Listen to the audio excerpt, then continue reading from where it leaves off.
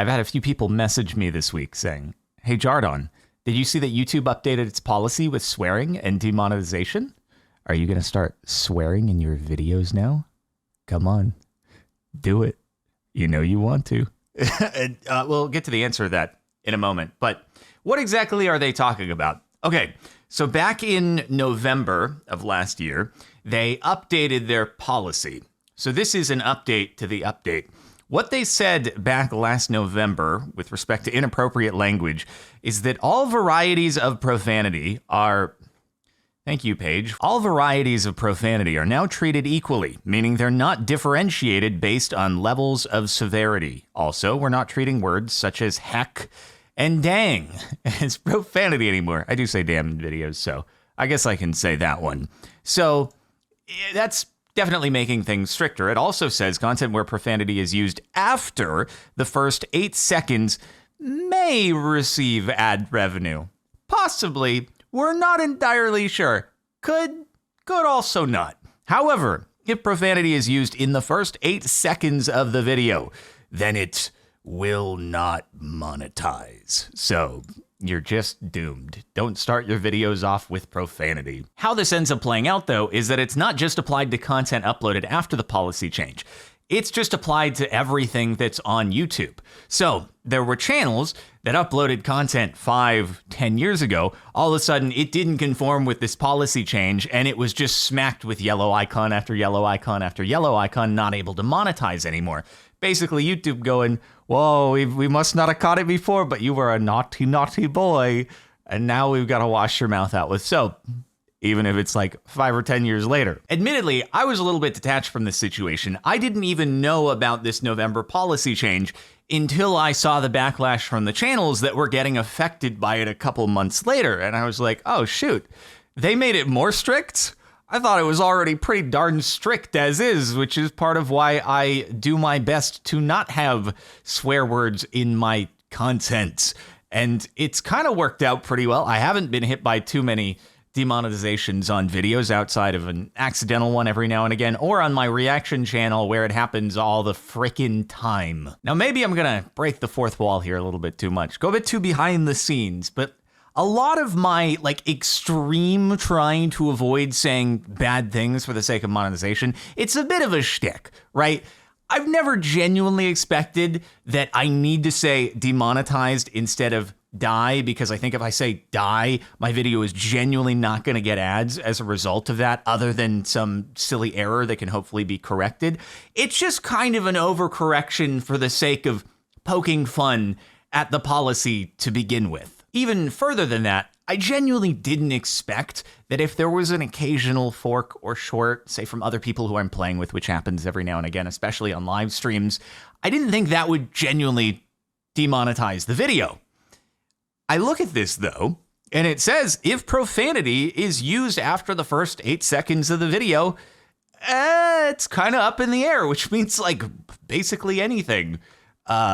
So it was actually more serious than I thought it was.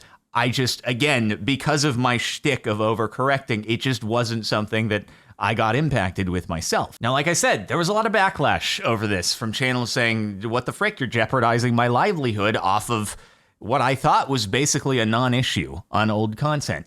And after all this, YouTube has actually corrected, updated the policy, and gone in a different direction to make it less strict. So these are the new updates to the policy. But it's a big chunk of text, and, it would be more entertaining if we could read it alongside some emojis. So fortunately, Twitter has that for us. As of today, which was a few days ago, all curse words no longer treated the same, which is good. Moderate profanity at any time can get the green icon. F-bomb in the first 7 seconds or repeatedly can receive limited ads. So specifically F-bomb right in the beginning of the video, which seems like an easy enough situation to avoid in the editing process. Just maybe don't do that. Fair enough. Background music with profanity can now get ads. I feel like the bigger issue is just, background music getting ads, no copy strike. But I guess if you got a royalty-free track and it has bad words in it, then you can be okay. Although what happens if that bad word happens in the first 7 seconds? I don't know. Maybe don't roll the dice on that one. Profanity in the title and thumbnail still can't run ads. This is one I actually don't know the answer to, which is that if you have, like, for the reaction channel, for example, Shorty Car Mods, I write it as like S blank blank TY Car Mods. Does that? I've had those monetized, so I assume it gets by, and it's just more if you have the full word written out in the title or the thumbnail, then you might get an issue. In addition, they have a little video snippet here to explain things further. Upon reviewing our own enforcement data, we found the profanity policy resulted in a stricter approach than we intended. As a result, we are making the following changes to better reflect the goals of our initial update in November. We are no longer treating all profanity equally. Seems like a better change already. They did do a more in-depth video on the Creator Insider channel. I'm not going to watch through the entire thing. It mostly just recaps the things that were said, although it does have one section here that's kind of like a carve-out that says, look, any policy change is still going to apply to the entire content library of every channel out there. We have to just keep everything under the same umbrella. We can't make changes just to content uploaded after the date that the policy change goes into effect. So it just sounds like they realized that maybe this hit library content harder than they would have hoped, but revisions are still going to affect things going into the future. But this new change to the change will retroactively apply and should, for content that got hit with yellow icons as a result of profanity, if it's not as bad and doesn't fit into the issue now, it will be able to monetize once again. So that's a good thing. I suppose the one downside to this is that because it does apply to all library content, if you have an old video that was made long before you ever knew if you forked in the first 7 seconds, you were going to get your mouth washed out with soap, you're still going to get your mouth washed out with soap. So now that you've been filled in on the policy change, you too can ask, Jardon, you going to start swearing in your videos now? It seems like as long as you're not forking in the first 7 seconds, you should be okay. You should do it. No. I'm not planning on it. Here's the thing, okay? Not swearing in content is it's got a bit of a snowball effect, because what happens is by not swearing in content, you have an audience that kind of expects that that's how the content is going to be. And so all of a sudden, if you start just letting them rip every few seconds, while I'm still a little skeptical and I think there could be some demonetization every now and again, it does effectively change the content to the extent some people will be like, oh, it's kind of not what I signed up for. I'm used to you not really swearing too often. Yes, I know. In the past, I have dropped some swears every now and again. Big surprise. I know some people don't realize that it exists, and you can dig for clips if you really want to. But for the most part, I've always kept it like relatively clean. Obviously, slightly more clean in recent years since they made more of an effort on the ad side to make it so that, you might be more at risk if you do swear. So that exacerbated it a bit. But for the most part, even back in 2012, I was, seen as being relatively not profanity, because this clip still haunts me to this day. From my son Orion, who was 4 years old at that time. And as a parent, I really appreciate you using all the appropriate language in your videos. And so anyway, we don't need to go into what comes after that. But that was 2012. So it's not like I used to just be potty mouthing all the time. It's always it originated from, look, I was making videos in my bedroom at my mom's house. I'm not going to yell out some forks and shorts all the time. And so that's kind of just the environment where it started.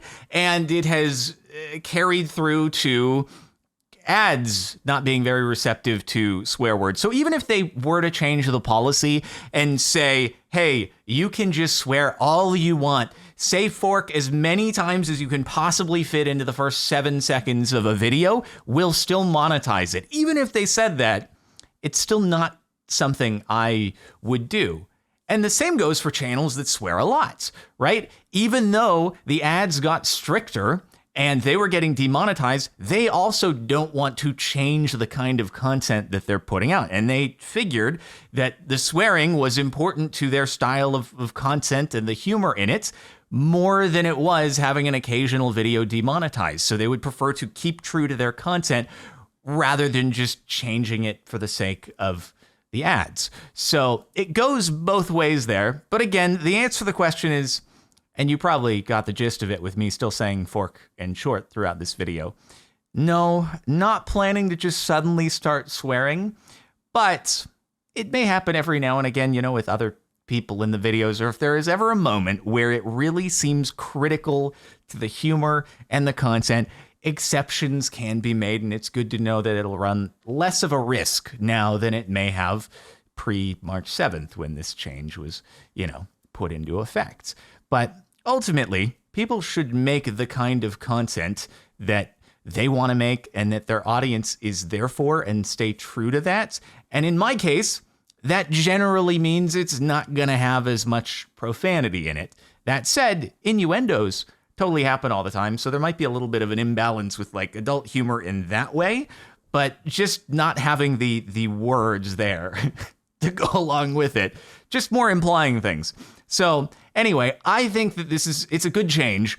It's hopefully going to allow for some people who were hit hard by the November change to, you know, breathe a sigh of relief and be able to have some of that content monetizing again. So I'm glad that they made this correction to their overcorrection, and I hope that it will stay this way and only get looser versus having to tighten up again.